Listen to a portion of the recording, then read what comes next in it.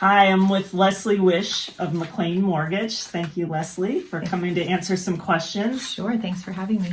As a new year and a new decade, I wanted to make sure that people really understand the process of purchasing a home. One of the things that I've heard from a lot of people is that they don't feel like there's a lot of transparency in the process. So I thought a good place to start was with a educated and well-respected lender, as like yourself, who we've worked together, and I really appreciate the way that you work. So I wanted to go through and let people hear a little bit about you and your background and what differentiates you from other lenders in the pool of lenders. Okay. Well, as Heidi said, I am a lender here in the DC metro area. I'm licensed in Maryland, Virginia, and DC to originate loans. And I've lived in this area for the last 35 years, come from a military background, and I am passionate about what I do and how I educate my customers. My team and I have consistently been ranked in the top 1% of all mortgage lenders nationwide. Wow. And we're really proud of that designation because it just shows how we work with our customers, and we ultimately want to end up with happy customers. Yeah, happy customers are a good way to spread the good word, right? Yes, absolutely. So do you have any specialty in terms of the types of loans that you work with? Are you primarily first-time home buyer, VA, move up, new build?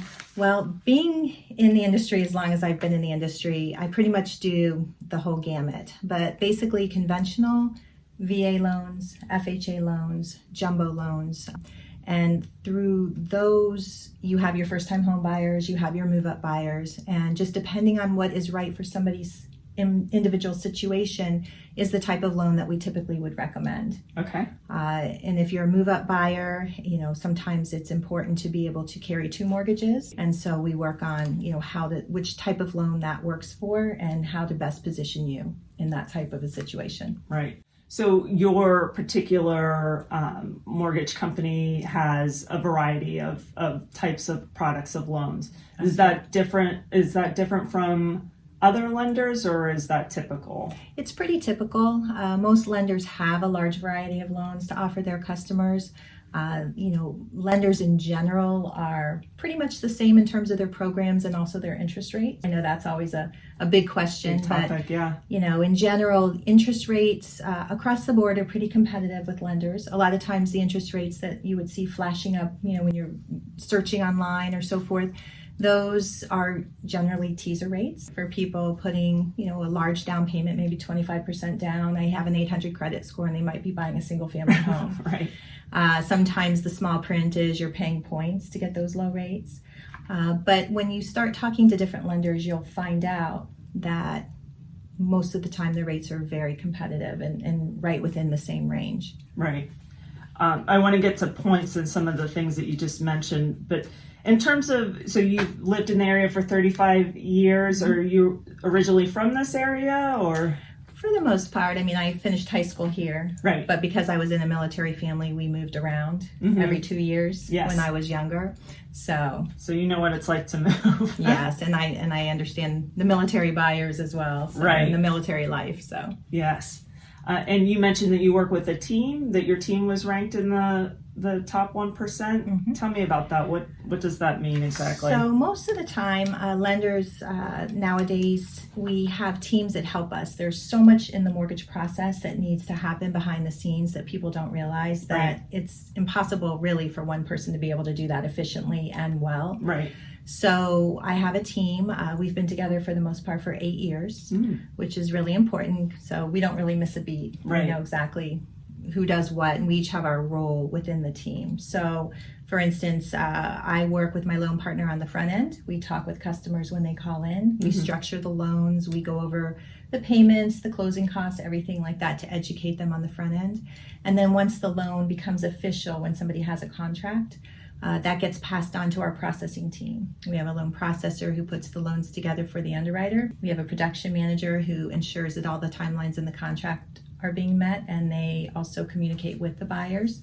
And then we have an underwriter who underwrites the loans to make sure that they are meeting the Fannie Mae and Freddie Mac guidelines Right. or whatever loan program somebody's doing. And our closing department follows at the very end. But all of that's done here locally in our Fairfax offices. That's great. I think that in my experience, having somebody that you can walk down the hall to is a huge benefit to our Huge. clients. So do lenders have licenses? I'm trying to educate people on really what the scope and breadth of lending and the whole process is. So, Good question. Yes, for the most part. So not all lenders, not all loan officers have to have mortgage licenses in the states that they originate in. McLean Mortgage and a lot of local lenders like McLean Mortgage have loan officers who have to be licensed in their individual states that they want to originate loans in. Some of the big banks and credit unions, the banks and credit unions are licensed, for instance, in all 50 states, and the loan officers who work for them are technically licensed underneath them, but don't have to go through the licensing testing and the continuing education that we have to go through every year. oh, interesting. So is it the people that it's almost like in real estate where you have the brokers maybe that are licensed and then the agents that are may or may not be licensed everywhere where that broker is? Is Yes. that the same structure? So how does that, so McLean Mortgage is a little different because they require all their brokers or all their lenders to have Right. licenses. Okay. And then do you have to do continuing education? Every year. Every year in every state that we want to originate loans in. Wow. So as I said earlier, I'm licensed in Maryland, DC, and Virginia, and my loan partner is licensed in North Carolina and Florida as well. So Okay. we have the ability to serve those areas. That's great. And then as a broader group, if we had a client that say needed a loan in California or something like that, would you be able to refer someone? Yes, but not within McLean Mortgage. Oh, okay. McLean Mortgage is more of a regional East Coast lender. Right. Right. But you have a network of I have a network. of other lenders. And what is your continuing education? Is it just legal updates or is it always the same thing? No, it's updated as the laws in each state change. You know, we have to be up on all of that. So every year it's a little bit different, but we have to go through it. Right. Well, and I think that it keeps you aware Fresh. because if you're not experiencing some of those situations, you want to know. I know that's at least in my practice. Absolutely, it's really important. Right. So how are things, you've been doing this beyond 2007 and that was a real turn in our industry. So how have the lending requirements changed since then, from then to now? And how would that impact borrowers? So always a good question. The lending requirements now as compared to before 2007 are very different. Federal regulations were applied after the mortgage crisis in 2007, 2008, when all Right. that went down. So there were a lot of good things that have come of that, i.e. we just talked about the licensing requirements, which were not in place prior to that. Pretty much anybody could come in and originate a loan, and we didn't always have people that were originating loans that had the customer's best interest at heart. So having the licensing is great just because it puts up some barriers to entry. You know, you have the people who are serious about, you know, being in the business and helping people. As far as guidelines go, in the past, you know, pretty much you could get a loan with very little to no documentation. That has definitely changed. So you would expect nowadays to be able or to provide your W-2s, your pay stubs, your bank statements, tax returns if you're self-employed. So the requirements are much stricter that we have the documentation, but it's all for good reason. As far as the paperwork goes, you know, it's if you keep good records, it is, you know, most people are going to have what we need. Right. And as long as you're talking with your lender up front, they'll be collecting all of your documents up front, or they should be. And once we receive it, we'll be able to, you know, help you through the process. But as far as transparency now, that's a big thing. Prior to that, customers didn't always know what rate they were going to end up with at the end of the process.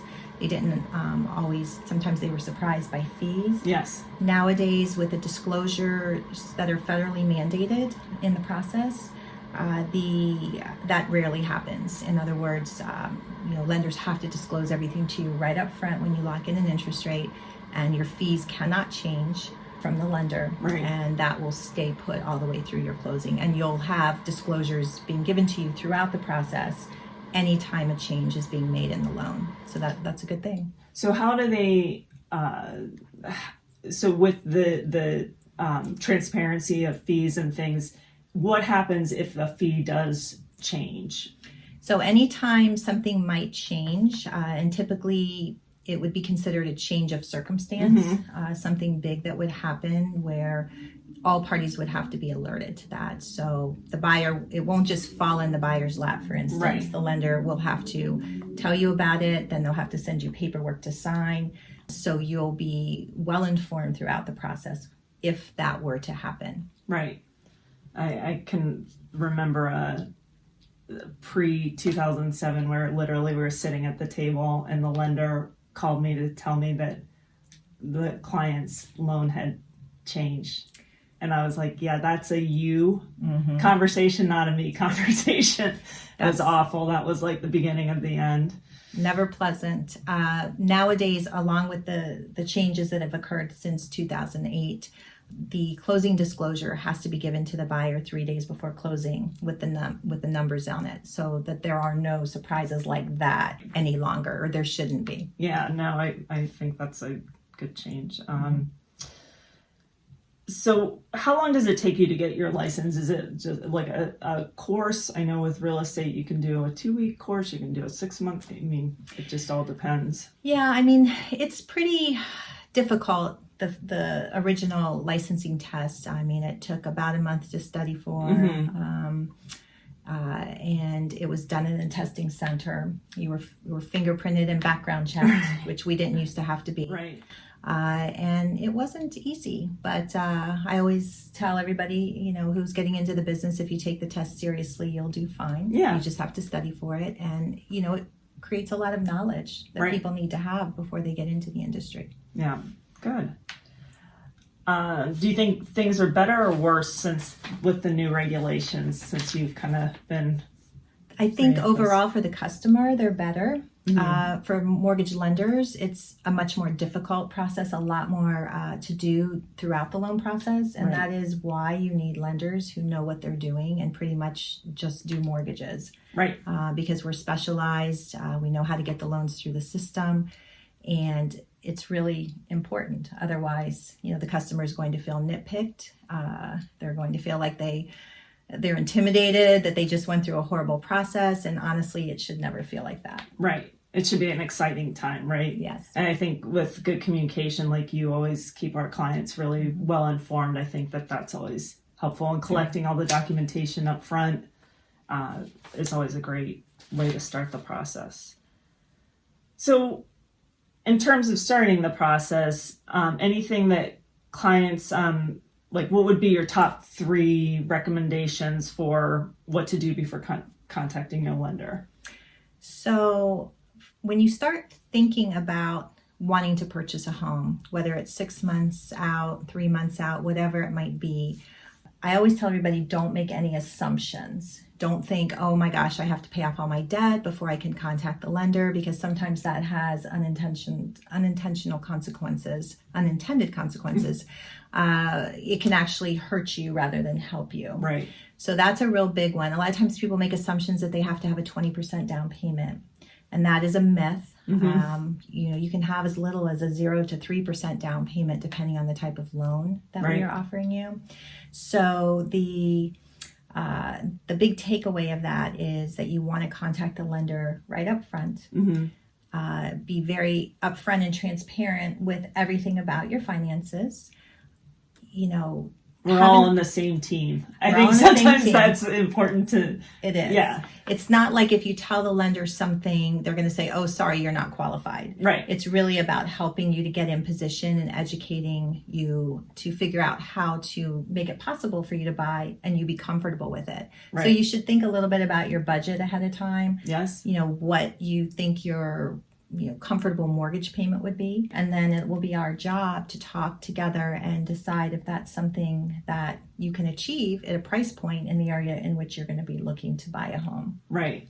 I think it's also important for people to just think about their lifestyle, because I think you have an idea of what they're qualified for, but you don't have maybe all the necessary information about, oh, we love to travel every month and we love to do this, and this is not something that we plan to change. So yes, that's one of those things that I think people neglect to think about, how their Very life might change. important point. Yeah. Is there anything the buyer can do? We talked a little bit about getting ready to buy. Is there anything else? You talked about not necessarily paying off the debt until they talk to you. Right. So continue to make sure that you pay all of your bills on time. You don't want any marks on your credit report, because any recent late payments and things like that can really knock your credit score down more than you think. And I always just tell everybody, continue to save as much as you can. Cash is going to be important, whether or not you're making a low down payment or not. You're still going to want to have that, because you're going to need money probably for closing costs and fixing up the house after you move in, and so forth and so on. So what is considered a late payment? Is it 30 days, 60 days, 90 days? What really impacts your credit? So creditors will report to the credit agencies when you're late after 30 days. Okay.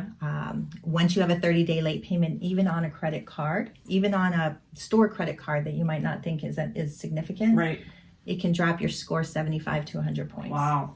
So definitely do not want to have that happening. Mm-hmm. It will impact what kind of interest rate you will get, if your credit score is lower. And how long does it take to get that back up? If you had a 30-day late payment and then you pay the next 2 months? Could take a year. Wow. For your score to recover. Okay. So no late payments. That's a good one. What else can you do to help clean up your credit? Well, that's a guessing game for consumers. So it's really important to talk with your lender. We have some tools that we will use with our customers. So we like to tell you, don't do anything, because sometimes people have a collection and they'll say, I want to get the collection paid off, but it might be an older collection from 3 years ago. Right. And if they move to pay that off to zero, their credit score could drop significantly, because it will update the date last active. Right. And the credit reporting companies see that as a recent derogatory mark, even though you're paying it off. So we always say, let us look at it, let us guide you, let us help you decide, how what strategy you're going to use to get your credit scores up. Right. Okay. That's great. And I think that's one thing that I see that buyers don't often think of. Like, they just start looking for a house, and it's like there's all this work, sort of pre-work, that needs to be done just to put you in the best position, especially in a competitive situation if you're a first-time buyer, or even with move-up buyers. I think. Right. And sometimes, like with the credit piece, people don't realize, they could have a good credit score. I mean, 700 is a good credit score, but you're not really in the best tier for best interest rates until you're at 740 and above.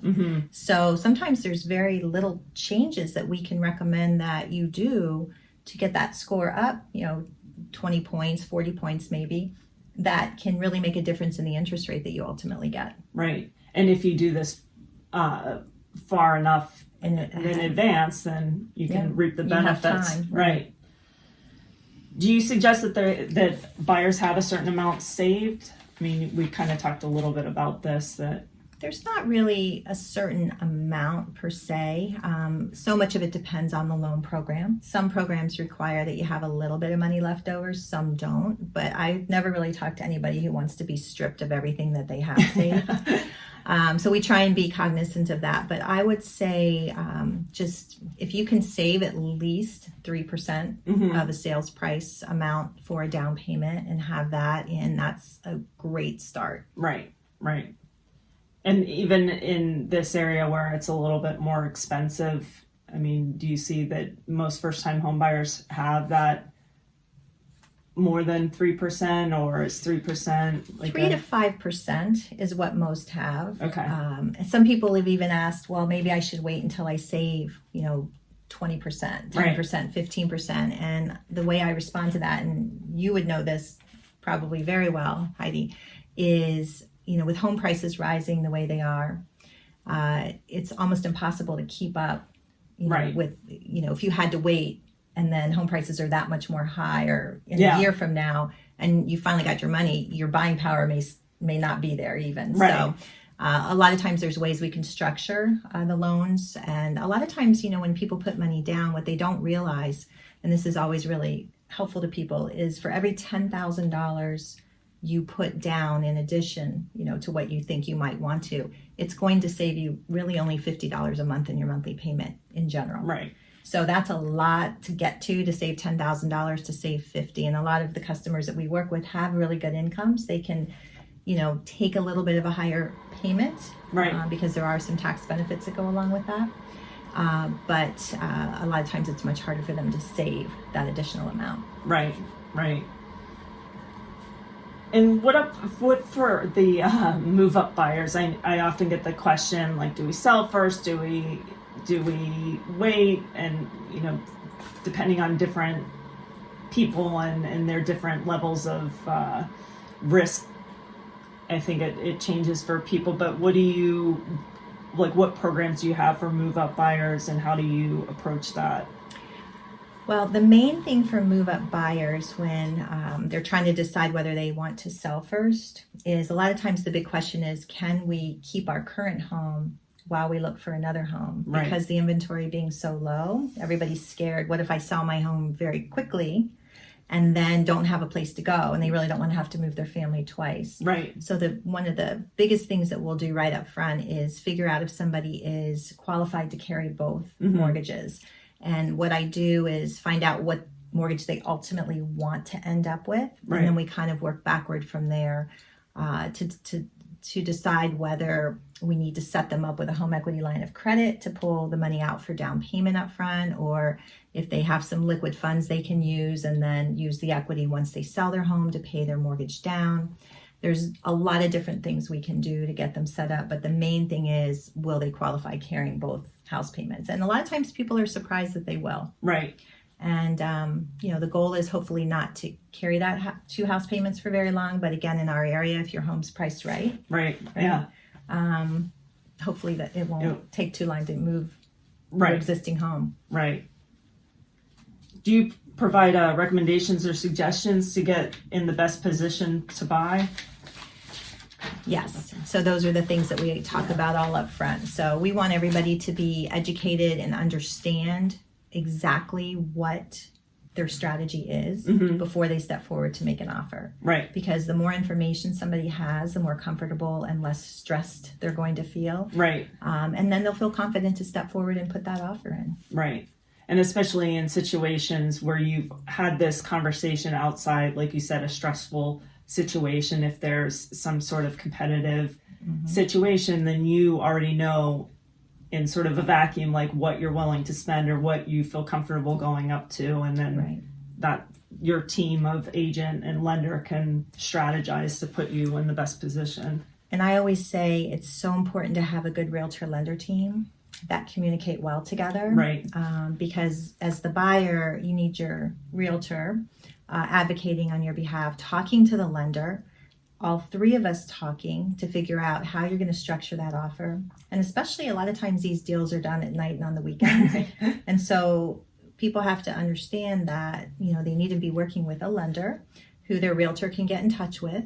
And we can put the pre-approval letters together so that we can customize it for the offer.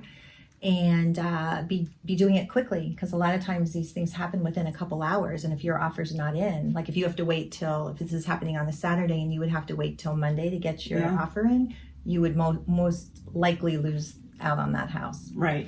And even if it's not until Monday or Tuesday that you have to put the offer in, then you don't even have an opportunity to structure it. Whereas I always tell my clients, like, you've got to feel comfortable with this particular lender, like you said, being responsive, because what you're signing to is that this lender will perform within the time frame set out. So that's not me, that's you and your lender. So having that kind of triad that really works well together. I know you can perform, you know I'm a good agent, I'm going to guide them, and the client's going to be responsive to whatever you ask them for, and then that, I think, is a winning Absolutely. team. So what about checking I know people get excited and they want to check their credit before they buy. Is that a good thing? How often can you check your credit? That's a good question. Everybody always wants to know that. So annualcreditreport.com is a free service. You can check your credit once every 12 months for free. And you're basically checking what debts and so forth are appearing on your credit report. Right. They aren't giving you credit scores. Okay. Customers will come to me a lot of times when we have our initial conversation, and they will say, well, my credit score is 722, and I checked it on this credit site, or I got it on my Discover statement or my bank statement, whatever. And that's fine because that gives you a ballpark. Right. But those aren't the scores that lenders are going to get. Okay. What we pull is certain models of the FICO scoring system for Equifax, TransUnion, and Experian. And when we pull those scores down, they're going to be based on a credit range of 350 to 850. So sometimes people will call and say, I have an 890 credit score. And that's because they're looking at scoring models, between 400 and 900, for instance. So it'll, like I said, let you know if you're in the good tiers.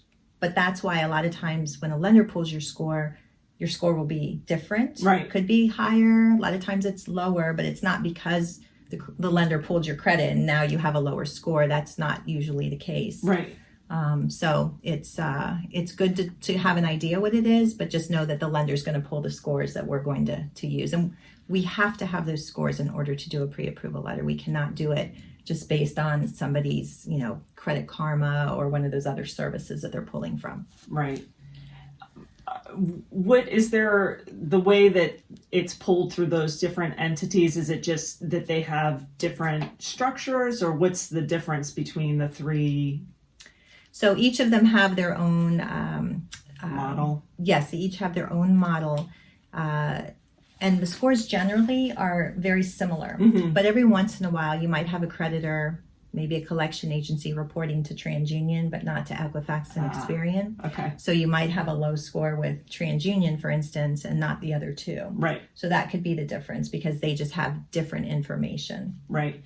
And we're talking a lot about like debt and kind of bad credit, but I deal with, I often have clients that are expats or things like that have no credit. So what do you suggest for people or young students that are just getting out of college or grad school and they don't have a lot of credit? Do you have recommendations of what they can do to get started? Yes. So there's a difference between having no credit or just having no debt. Right. So if somebody's got a credit history where they've had credit cards or car loans, student loans, whatever, and they've paid on those over the years, they're going to have credit scores. But if you have absolutely no credit, you haven't opened up anything, then you're not going to have a credit score. Right. So if you don't have a credit score, you're not going to be able to get a mortgage loan in the majority of cases. Right. So what's really important, especially for young people or people that don't have credit, is the credit scoring models tell us that 2 to 3 credit cards are good to have. Okay. Not that you have to go out and charge them to their max. Right. But if you get as high of a credit limit on them as you can, and just maybe I always tell people to start out and go purchase a tank of gas or a grocery and then pay it off right away. Right. What the model's looking for is how you utilize your credit. Are you paying it on time? Are you trying to get it near the max of what the limit is? So that's why I say get the maximum. Don't just get it for $500 if you qualify, can. Right. But even if you do $500, just again, don't charge it all the way up. Just a tank of gas, pay it off. And over at least the first 6 months, that's when you'll generate a credit score. And then after that, you'll be off to the races. But you'll definitely want to have 2 to 3 credit cards and major ones, not the department store ones. Right. So like MasterCard, Visa, American Express, those types of cards. So through your bank or through your bank. Okay. So in terms of, so we talked about checking your credit. And so I know some of my clients are like wanting the best deal, the lowest interest rate, like, and I'm always a little leery of that question because I think sometimes, like you were saying, that they may see these teaser rates and then once you uncover.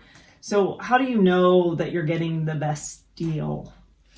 What things to look for? Right. There's no real way to tell if you're getting the lowest interest rate. Right. Because interest rates move every day. Yeah. Sometimes more than twice a day. And interest rates are based on the bond market. Mm-hmm. So that's, in the financial markets, that's always changing. Right. And there's no way to predict what interest rates are going to do. So ultimately, as I had said earlier, lenders are going to all pretty much be competitive with each other when it comes right down to it. If you're talking to different lenders and you just kind of want to see what their rates are, if you go online, that's not necessarily going to be a representation. Right. Because if you're buying a condo, for instance, the interest rate is usually about 0.25% higher than if you were buying a single family or townhome. A lot of people don't realize that. They just look at the rate and say, oh, everybody gets that rate. But interest rates are customized to everybody's particular situation, meaning they're going to be customized to the amount of down payment, the type of home you're buying, and your credit score. That's going to be a big one. And also sometimes the loans are, they carry different interest rates, the type of loan versus conventional VA and FHA. Right. But ultimately, you don't pay your interest rate. You pay your rate. You pay your monthly payment. Right. So the way that a lender structures that with PMI, if you have PMI and things like that, is ultimately going to be the best deal. Let's stop for a second because I know some people will know what PMI is, but some people won't. So can you just define PMI? So PMI is private mortgage insurance, and that is anytime somebody makes less than a 20% down payment, that's when that comes into play. Okay. And I always tell people, it's an insurance that the lender requires that the buyer pays for Right. on the lender's behalf. And it's just to offset the lender's risk. Right. It's not a bad thing because it does allow people who otherwise would not be able to buy a home to buy a home. And it's not a forever thing. Right. Depending on the loan program. Right. So typically once you hit the 20% equity, then it goes away, correct? Right. Mm-hmm. And one other thing you mentioned about condos, that it's 0.25% higher. One of the other things I understand about purchasing a condo is that the investor ratio is something that can impact whether or not you're even eligible for a loan, right? Well, that also depends. So it depends on the type of loan that you're getting. Right. So if you're buying a condo as a primary residence and you're buying it with a loan that Fannie Mae and Freddie Mac will guarantee, then you don't have to worry about the investor concentration ratio. Right. Okay. If you're buying it as an investment property, you do have to be concerned with how high the investor, how many investors own in a particular condo. And then with the FHA loan, you also have to be wary of that. So again, just making sure that you're aligned with a good real estate agent and a lender who can give you all this information up front so that you are not surprised halfway into the process. Yeah. So how would a person know if there's any hidden costs? I know we talked a little bit about this, but any hidden costs thrown in at the last minute? Well, the most important thing that I see is that having the lender give you their closing cost estimate or their loan estimate right up front is going to be really important. I've seen people that have come to me that have pre-approval letters and they say, hey, I'm pre-approved by so-and-so. But the lender has not given them numbers. They just said, yes, you want to buy a house at $500,000, you're pre-approved. And they think they're good to go, but they really haven't seen the numbers and they don't really realize that they need to see the numbers. Right. So asking for a closing cost estimate or a loan estimate from the lender with a breakdown of the fees, closing costs, and the monthly payment is your best defense against something coming up that shouldn't come up. Once a lender puts that out to you, if they're a reputable lender, they'll stand behind that. Right, right. And you mentioned pre-approval. What's the difference for first-time home buyers between pre-approval and being pre-qualified? So one thing to note is when you do get a pre-approval through a lender, it doesn't cost anything. So don't be scared to think that you can step forward and when you do get the pre-approval from the lender, you're not being bound to anything. Right. You don't have to sign a contract. You don't have to commit to that lender. It's really for informational purposes. It's just the way our industry works. The difference between a pre-approval and a pre-qualification is some lenders will only require somebody to submit a loan application and pull their credit. Right. And they'll say, hey, you're pre-qualified. But they don't really have all the information that's needed for a thorough pre-approval. There's so much that can pop up on a pay stub or bank statements and things like that, that if a lender does not look at all of your documents up front, you don't really have a official pre-approval. Right. That's what you need, especially if you're going to step forward and make an offer, because oftentimes a listing agent, we will talk with them up front, and the listing agent will always ask me, have you looked at have you looked at the borrower's documents? Have you looked at their bank statements? Do they have the money in place? Does their pay and their tax returns support what they put on their application? And somebody who doesn't collect the documents will not know that, and that could end up blowing a deal. Yeah. So we talked a little bit about credit too, but was there anything else you wanted to add in terms of like how often you mentioned that doing like the annual credit score, that doesn't impact you, but what would impact, other than purchasing, like having your credit run a certain number of times if you're shopping loans or things like that? What would you advise on that? So my advice is don't run all over town getting your credit pulled.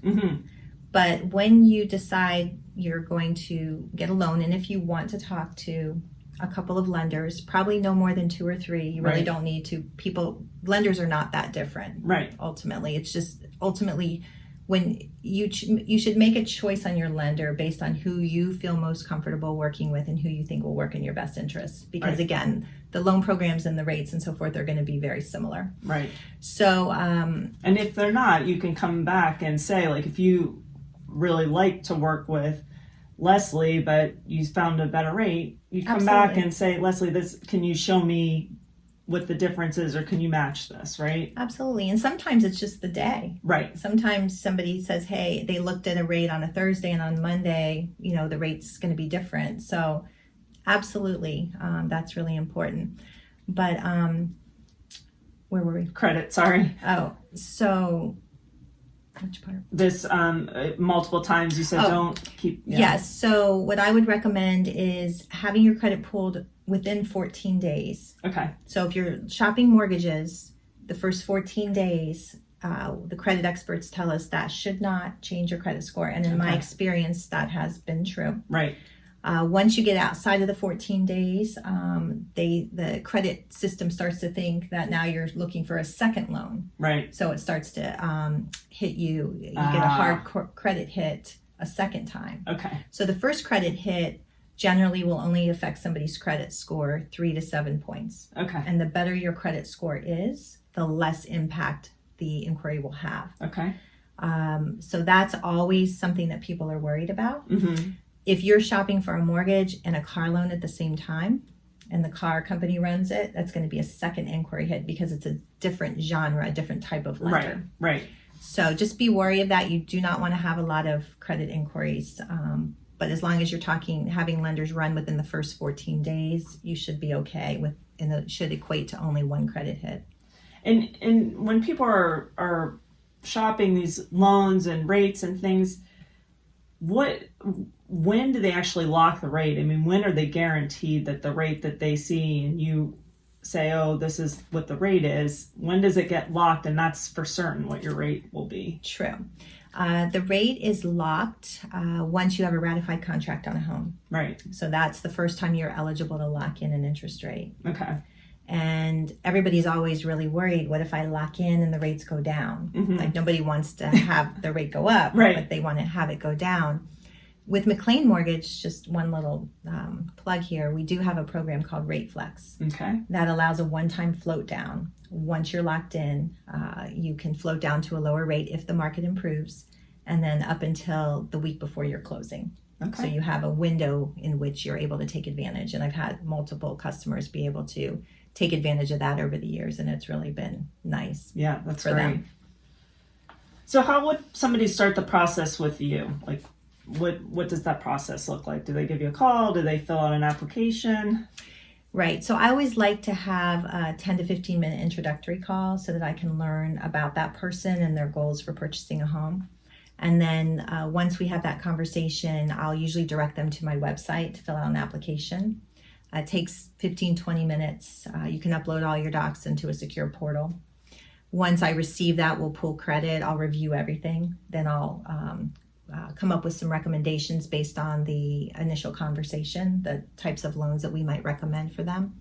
And then we'll circle back and have either a face-to-face meeting or a call to go over all the numbers in detail to make sure everybody understands everything and can ask questions. Great. And that's all best done before they're out looking at homes, because once they determine the price point that they're comfortable in, then you know as their realtor where to take them to look so that they don't fall in love with a home that maybe they're just not comfortable with the numbers on. Right. And so what kind of documents should they be prepared to upload when they sit down to do the application? So usually it's going to be your most recent 30 days of pay stubs, your last 2 years of W-2s, your last 2 months of bank statements, photo ID, and in some cases, if you're self-employed, tax returns. Okay. And then once they schedule that meeting, are they guaranteed to be working with you? Will they be passed off to a different team member? I know you mentioned that you had a team that works together. So my loan partner and I work with the customer up front. We actually work all the way through. I oversee all of the loans all the way through. We're always available. Anybody can speak to us, but we do all of the front end work. Once the ratified contract comes in, we prepare the loan, we disclose the loan, all the numbers to the customers, and then we pass the loan on to our processing department. And my production manager and my processor get involved at that point. And our customers are being proactively communicated with every week so that you know where you stand in the process. And you as the realtor are being included in all of that communication so that everybody knows that the loan is moving along the way it should be.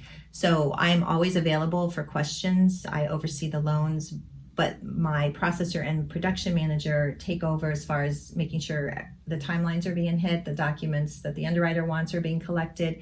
And I always tell everybody you're not being passed off. It's just we each have our own roles that we're really great at.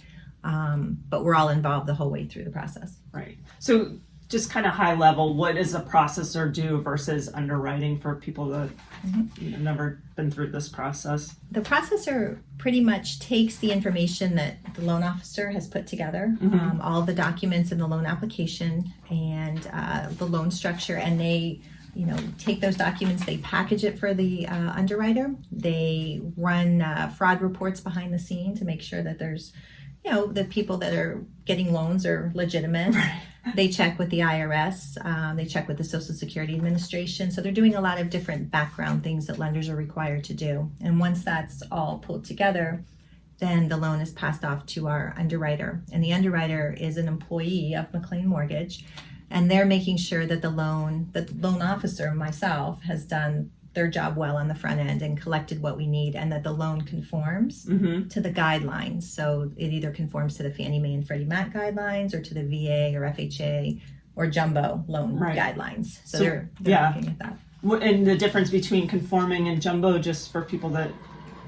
So the difference is the conforming loans are loan amounts up to $756,600, and the jumbo loans are any loan amounts over and above that amount. Right, and that's specific to our area, the DC metropolitan area. Considering it's a high cost area, and correction, it's 765,600. I got those two numbers transposed. But yes, we're considered a high cost area, so you're a conforming loan, meaning you conform to the Fannie Mae and Freddie Mac guidelines. Right. Okay. And those loans are a little bit easier, less documentation. Once you get over and above that, the jumbo loan investors generally will require more documentation. Right. And for VA loans, you can do a VA jumbo loan, right? Yes. Okay. I think that's something that I feel like has changed or become more talked about throughout the time that I've been a real estate agent. Right, and VA just lifted their loan limits for this year. Oh, wow. Meaning that you can do a VA loan with zero down over $1 million if you want to, whereas before there was a smaller down payment that would be required. Right. And then would you sign a contract with you, or how do you guarantee that you're working for the client's working with you? How does that? There's no contract in our industry. So basically it's just a decision that the client makes to want to work with the lender. Right.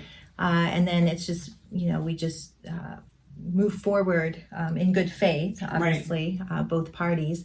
And what I tell people is, make sure that you have talked to a few lenders and make sure you've chosen the one that you are comfortable with at the time you're ready to put the pre-approval letter in. Right. In other words, a lot of these contract timelines are very short.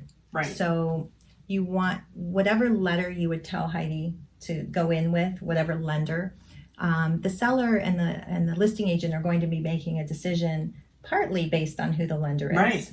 Along with the other terms in the contract. So what you don't want to have happen is go in with one lender letter and then decide to switch once the contract is ratified, because I don't think the sellers and the listing agents like that. Well, and then you have to do an addendum, and your time has already started. Just because you right. change lenders doesn't mean that you're right. You start from zero. Exactly. So it's really important, I think, for all parties that you get comfortable with that decision ahead of time, and then you'll be off to the races, and the transaction will be a smooth one at that point. Right. And so, how far in advance would you suggest somebody filling out an application or setting up a meeting, ideally? Well, as soon as possible. The pre-approvals are good for 4 months. Okay. So 120 days from when we run the credit report, as long as you settle within that time period. It doesn't mean you're going to have to redo the whole loan. Right. If you don't find a home, or let's say you have a contract, but the closing date's outside of that, Mm-hmm. it would just require that we update the credit report, and then you might have to update a few of your documents. Right.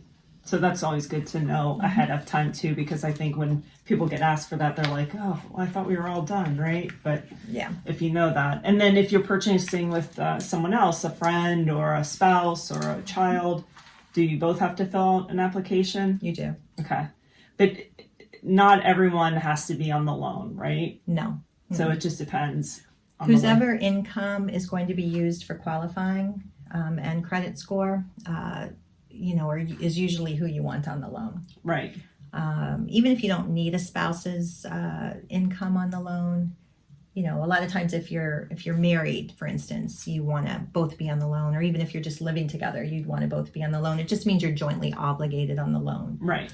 But sometimes you have, families where one spouse or the other is not working. Right. And so they're not really going to lend anything to it. And it's just easier, the other spouse is okay with them not being on the loan, but right. they can be on the title and still have ownership in the property. For sure, especially in Virginia. Mm-hmm. So,